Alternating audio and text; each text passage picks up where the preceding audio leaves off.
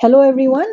In this video, I am going to show you how to join the hexagons of the Ipsa blanket. This is a support video for the 2024 blanket cal hosted by me. But you can use this technique to join any kinds of smaller projects, like if you wanted to join squares or hexagons or any other shape. This mattress join is a technique that you could use for joining all sorts of things. But this is a support video for the Ipsa blanket, and I'm going to reference that throughout this video. Here are the two practice swatches. This is the one that I had made earlier, and this is the one that I made in while filming the tutorial. So I have both of them. Both of them are blocked, and you can see how this one is now sitting flat after blocking. In this video, I'm going to show you how I joined my hexagons, and I used the mattress stitch. I didn't want anything too complex. I just wanted to be able to join them so that the focus was on the hexagons themselves and not on the join. But that's just me. You could use whatever join method you want. I'm going to show you the one that I used. And so here, to demonstrate this, I'm going to use this color, but I actually joined my hexagons with the bare or the white. So here I'm going to start with about 3 times. So this is the length that I'm going to join. So about 3 times the length of this is what I'm going to pick yarn. And I'm going to start with weaving this in. That's how I always start, so I don't have to do this later. I really don't enjoy weaving in ends. So here we go. I start with weaving it in, and then I'm going to find the corner. So this is the corner here, and this is the reverse stitch right on top of the corner, and this is the slip stitch. So I'm going to find this slip stitch, and I'm going to insert my hook bottom to top in the back bar of this slip stitch. So here, and then I'm going to find the corner slip stitch for this hexagon. So here, this is the corner, and this is the reverse stitch, and this is the chain or the slip stitch on top of that.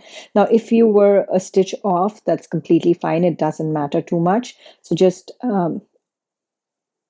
make sure that you're picking one of these here. It would be best to pick up the one that's right on top of these corner stitches. So it's this one, and I'm going to go from bottom to top here and pick this bar, the one at the back. So it's the back bar of both hexagons. And for now, I'm going to continue, and I'm going to insert my needle in the back bar of the next stitch and bring it. So this is top to bottom, the next stitch, just the back bar, and then bottom to top of the next stitch on this one. And then top to bottom here, and then bottom to top here on the next one. And then top to bottom here, and bottom to top here, the next one. So you can see here, just don't pull it too tight. I wanted something that would have a little bit of stretch, because I didn't want to make the edges of the hexagons too tight, or I didn't want to bunch them up. So just keep going where you are working top to bottom here, and then bottom to top here. So actually you could just hold this together like this, and then go in the top to bottom, and then bottom to top, just like that. So just keep going for the entire edge and not pull too tight. So I did not use a crochet hook. I just used a needle to join my hexagons.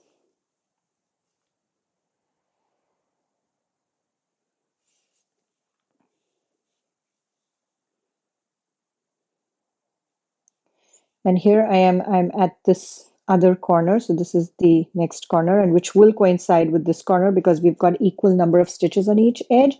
And here we are. That's all it is. Joined to two.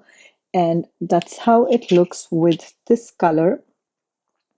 And for my blanket, I had another hexagon here. So I just continue working on another edge and then another hexagon here, continue working on that edge, and just join as many hexagons as possible in one go, and then start working on the edges that remain. So I got this, and then at this point, I just go in and weave this in. I didn't even knot it actually. I just went in and weave this in. So the best part about this join is that I don't have any ends to weave in at the end. So I am weaving in ends as I go, so I don't have to do it separately in the end. And which was a blessing in this blanket because joining was going to take a lot of time and there would be a lot of ends to weave in, and I didn't want that. So I'm going to now cut this yarn. I've woven the end in, and that is how it's looking. And this looks a lot more pretty when you look at the actual join with the same color. Here, I'm going to show you my blanket.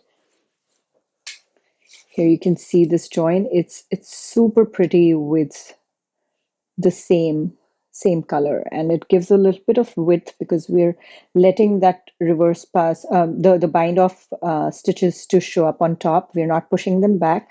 So it gives this little thick sort of border to every hexagon, and that's so I mean sort of matches the width of these two reverse stitches, which I really like.